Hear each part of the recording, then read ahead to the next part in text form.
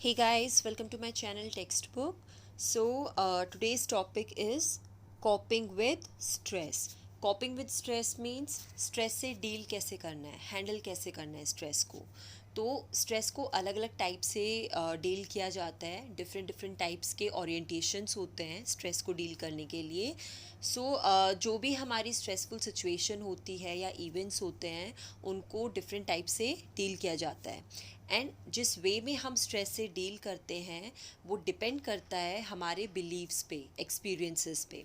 For example, जब हम traffic jam में फंस जाते हैं तो हमें गुस्सा आता है क्योंकि हम ये मानते हैं कि ट्रैफिक को जल्दी से क्लियर हो जाना चाहिए. ठीक है, इतना टाइम नहीं लगना चाहिए. स्ट्रेस को हैंडल करने के लिए हमें मतलब मोस्टली ये देखना होता है कि हम किस वे में सोचते हैं. ठीक है, एंड फिर हम कॉपिंग स्ट्रैटेजीज़ के बारे में देखते हैं. जो लोग स्ट्रेस को हैंडल नहीं कर पाते हैं उनका जो नेचुरल किलर सेल्स होता है वो वीक हो जाता है, जिसकी वजह से इम्यून सिस्टम भी वीक हो जाता है. Fine. Okay, so Endler and Parker ने 3 कॉपिंग स्ट्रैटेजीज़ के बारे में बताया है. सबसे पहले है टास्क ओरिएंटेड स्ट्रैटेजी. इसमें क्या होता है, यहाँ पे हम प्रॉब्लम का सॉल्यूशन निकालने की कोशिश करते हैं. सॉल्यूशन निकालने के लिए हमें पहले प्रॉब्लम के बारे में पता होना चाहिए, राइट. स्ट्रेसफुल सिचुएशन के बारे में हम इंफॉर्मेशन लेते हैं कि क्या प्रॉब्लम है, रीज़न क्या है प्रॉब्लम का, कैसे हुआ, क्या हुआ, इसका आउटकम क्या हो सकता है, डील कैसे कर सकते हैं. हम अपनी मतलब प्रायोरिटीज़ डिसाइड करते हैं ताकि उसी के अकॉर्डिंग हम एक्ट कर सकें. लाइक अपना अच्छा स्केड्यूल बनाना ताकि टाइम अच्छे से यूटिलाइज हो, या फिर ये सोचना कि सिमिलर प्रॉब्लम्स को कैसे सॉल्व किया है. ठीक है, ये होता है टास्क ओरिएंटेड स्ट्रैटेजी में. फाइन. देन है इमोशन ओरिएंटेड स्ट्रैटेजी. इसमें क्या होता है, यहाँ हम अपने इमोशंस को कंट्रोल करते हैं, एक होप बनाए रखते हैं, एंगर फ्रस्ट्रेशन जैसी फीलिंग्स को गिव अप करते हैं. ठीक है, और ये डिसाइड करते हैं कि चीज़ों को चेंज करने के लिए कुछ नहीं करा जा सकता. ठीक है, जैसे हम खुद को बोलते हैं कि ये सब कुछ मेरे साथ नहीं हो रहा है, या जो भी हम करने वाले होते हैं उसके बारे में हम ये बोलते हैं कि हम टेंशन ना लें. ठीक है.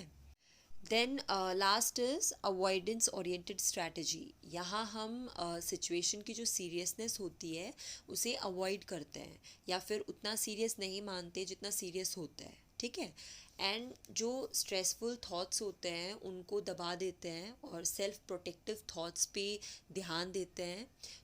यहाँ हम खुद को डिस्ट्रैक्ट करते हैं क्योंकि हम स्ट्रेसफुल सिचुएशन से डील ही नहीं करना चाहते हैं. जैसे टीवी देखने लग जाते हैं, किसी फ्रेंड को फ़ोन कर लेते हैं, या फिर किसी दूसरे लोगों के साथ टाइम स्पेंड करने लग जाते हैं. फाइन. ओके, लेज़रस एंड फॉकमैन के अकॉर्डिंग स्ट्रेस से डील करने के लिए 2 अप्रोचेज़ होती हैं. इनके अकॉर्डिंग स्ट्रेस से डील करना is a dynamic process then an individual trait. Coping का मतलब है constantly changing cognitive and behavioural efforts to master, reduce और टॉलरेट द इंटरनल और external demands that are created by the stressful transaction. Stressful situation से deal करने के लिए जो भी हम सोचते हैं, देखते हैं, जो भी हमारा बिहेवियर होता है, रिएक्शंस होते हैं प्रॉब्लम्स को कम करने के लिए या सॉल्व करने के लिए, वो कॉन्स्टेंटली चेंज होते रहते हैं.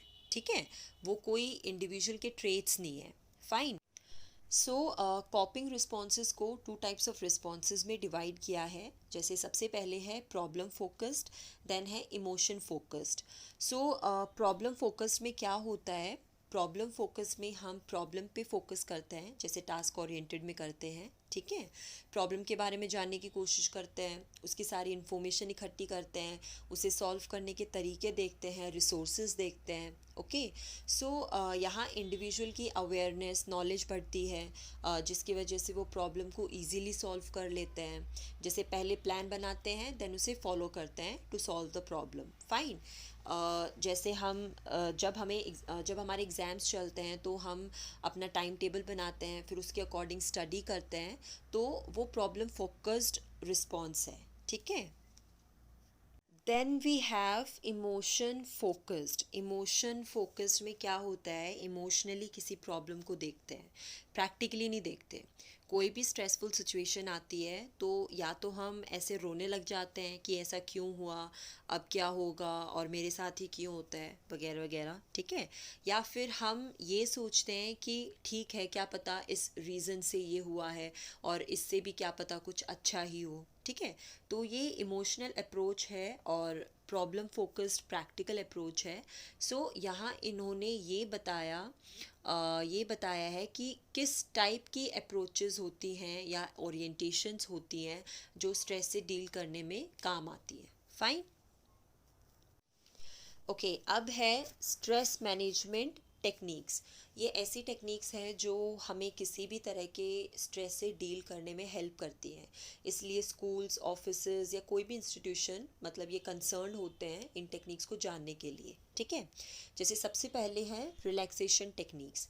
इसमें हम अपनी बॉडी को रिलैक्स करने के लिए मसल्स को पहले टाइट करते हैं, फिर लूज़ छोड़ते हैं, फिर टाइट करते हैं, फिर लूज़ छोड़ते हैं। ये हम लोअर बॉडी से स्टार्ट करते हैं और अपर बॉडी की तरफ करते हुए आते हैं। पहले पैरों की मसल्स को टाइट करते हैं, फिर लूज़ छोड़ते हैं। तो ये टेक्निक बार बार करते हैं ताकि हमारे मसल्स रिलैक्स हो जाएं जो स्ट्रेस की वजह से टाइट हो गए थे, ठीक है। तो ये टेक्निक पूरी बॉडी को रिलैक्स कर देती है एंड इसमें डीप ब्रीदिंग भी करते हैं ताकि बॉडी के साथ साथ माइंड भी काम हो, ठीक है। फिर है मेडिटेशन प्रोसीजर्स। इसमें हमें किसी एक चीज़ पे फोकस करना होता है। मेडिटेशन का मतलब ये नहीं होता है कि सब कुछ ब्लैंक करना है। यहाँ हम हमारी फोकस करने की जो पावर है उस पे ध्यान देते हैं, ठीक है। जनरली ब्रीदिंग पे फोकस करते हैं। सो ऐसा करने से हम एक अलग ही लेवल की कॉन्शियसनेस पे पहुंच जाते हैं एंड इसमें हमें बहुत कंसंट्रेशन चाहिए होता है ताकि हमें अपने आसपास होने वाली जो एक्टिविटीज़ हैं उनके बारे में पता ना चले और हम एक अलग ही स्टेट ऑफ कॉन्शियसनेस पे पहुंच जाए। फाइन। देन थर्ड है बायो फीडबैक। इसमें क्या होता है, बायो फीडबैक का मतलब होता है कि हमें बायोलॉजिकल फीडबैक मिलता है अपनी बॉडी का मशीन्स के थ्रू। जब भी स्ट्रेस होता है उससे जो भी फिजियोलॉजिकल चेंजेस आते हैं वो दिखाए जाते हैं पहले, ठीक है, मशीन पे। जैसे हार्ट रेट बढ़ रही है, ओके। फिर उन चेंजेस को कंट्रोल करने के तरीके बताते हैं, जैसे गहरी सांस लो, रिलैक्स करो, ठीक है, ऐसी टेक्निक्स बताई जाती हैं। फिर जब ये ट्रेनिंग ख़त्म हो जाती है तो थर्ड स्टेप में ये बताते हैं कि जब भी ऐसी स्ट्रेसफुल सिचुएशन आए तो उस टेक्निक को अप्लाई करना है, ठीक है। तो ये 3 स्टेजेस हैं बायो फीडबैक की। क्रिएटिव विजुअलाइजेशन ये एक सब्जेक्टिव एक्सपीरियंस है। यहाँ हम इमेजिनेशन करते हैं। जब भी कोई स्ट्रेसफुल सिचुएशन फेस करते हैं तो हम उस सिचुएशन को अवॉइड करने के लिए कुछ अच्छा सोचते हैं, अच्छा इमेजिन करते हैं किसी जगह के बारे में या कोई इवेंट के बारे में या किसी इंसान के बारे में जो हमें अच्छा लगता है, ठीक है। इससे क्या होता है, हम स्ट्रेस से प्लेजेंट सिचुएशन में चले जाते हैं और बॉडी के फंक्शन भी नॉर्मल हो जाते हैं जो स्ट्रेस के टाइम पे हाई हो गए थे। फाइन। फिर है कॉग्निटिव बिहेवियरल टेक्निक्स। इस टेक्निक में हम अपने आप को खुद इंस्ट्रक्शंस देते हैं। इनोक्यूलेट मतलब इंस्ट्रक्शंस। तो हम खुद को समझाते हैं, काउंसलिंग करते हैं कि इस सिचुएशन से मुझे क्या हार्म हो सकता है, कैसे इससे मतलब डील कर सकते हैं, कौन सी टेक्निक यूज़ करनी चाहिए कि इस सिचुएशन से निकल सकें। तो ये एक तरीके से सेल्फ अवेयरनेस है अपने आप की केयर करने के लिए, बॉडी की केयर करने के लिए। इस टेक्निक में हम मतलब अपने नेगेटिव थॉट्स को रिप्लेस करते हैं पॉजिटिव थॉट से। Fine. Then last is exercise. Exercise तो हम सबको करते रहना चाहिए, ज़रूरी नहीं है जिसे स्ट्रेस है वही करे। नॉर्मली भी सबके लिए एक्सरसाइज अच्छी होती है। हम योगा कर सकते हैं, जॉगिंग कर सकते हैं, स्विमिंग कर सकते हैं, साइकिलिंग कर सकते हैं, ठीक है।